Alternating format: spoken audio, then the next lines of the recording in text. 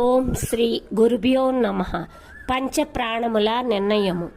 ప్రాణుండు హృదయాబ్జ పదమందు వాసమై నాణెపు శ్వాసముల్ నడుపుచుండు పాయుపస్థల యంద పానుండు మలమూత్ర ముల విసర్జన చేసి మొలనుయుండు నాభియందున సమానముయుండి సమముగా నాళ్లనన్నింటినీ నడపుచుండు ఘనయుధానుండును కంఠంబునందున వైఖరి పలుకులు పలుక చేయు వ్యాన పవనంబు దేహ సర్వాంగముల నిండి శీతోష్ణ స్పర్శల నెరుగజేయు రమ్య గుణధామ భద్రాద్రి రామ పరశురామ నరసింహదాస